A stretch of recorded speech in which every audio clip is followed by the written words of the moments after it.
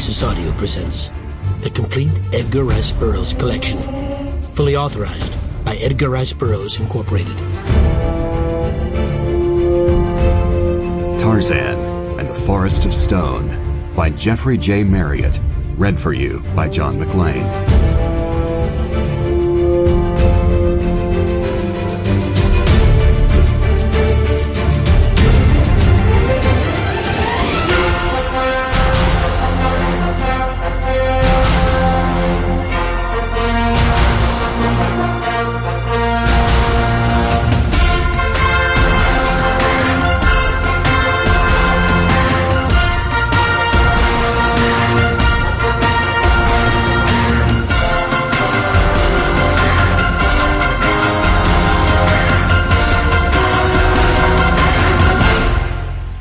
Chapter 1.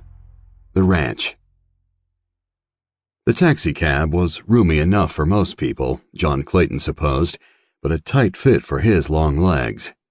Of course, confinement of any kind was anathema for him, although rolling down the window beside him helped ease his discomfort, as did his lifetime's experiences, which led to him valuing comfort less than most civilized people he had known. He watched the city roll past with its innumerable structures, many clad in stucco of pink or white, with a few other pastel colors thrown in for the sake of variety. Some butted right up against the street, but others boasted verdant flower gardens and tall, gracefully swaying palms. He did his best to ignore the cabbie's limited driving skills and his even less adept attempts at conversation. He had hoped to be out of Los Angeles by now, on board the Chief, and hurtling toward Chicago, thence to New York, and on to Africa. But by the time he'd finished at the studio, or to be strictly accurate, been thrown out of the studio after killing an absurdly expensive lion, he'd missed that day's 10:35 a.m. departure. Left with unexpected time on his hands, he had made a telephone call and arranged what he expected would be a fascinating late lunch. Soon enough, the city gave way to rolling grassland with mountains, not towering but tall enough, on either side. This, Clayton thought, was more like it.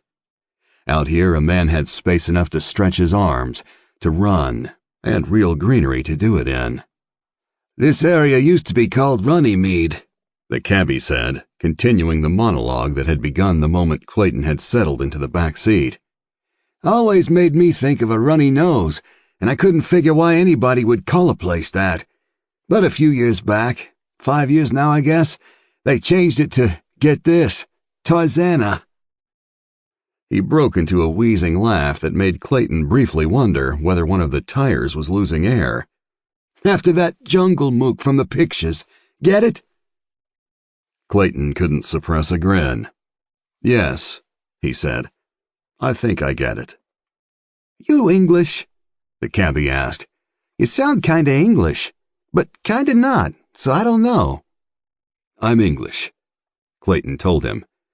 "But my second language was French, so I suppose my accent might throw some people." "A regular man of the world, eh? I've been to Mexico, Tijuana. Brother, I tell you want to have a good time while you're here, go to Tijuana." "I'll take it under advisement," Clayton said. He checked his watch. "Are we nearly there?" "Getting close." The cabbie leaned forward over the steering wheel, as if a couple of inches difference would enable him to see a considerably greater distance. "Yeah, here it is, right here." He turned off the main road onto a long winding driveway. "Get this, the spread's called Tarzana Ranch. Ha! Don't that beat all? You think that ape-man lives here?" "I'm quite certain he does not," Clayton said. "Nah, he lives in a treehouse somewhere," the cabbie went on, ignoring his passenger's comment. Clayton realized he could have remained silent as a stone for the entire trip, and the driver wouldn't have noticed or adjusted his conversation in any way. "Hoo-wee," the driver said. "This is some swanky digs, ain't it? I don't see no cat." Sample complete. Ready to continue?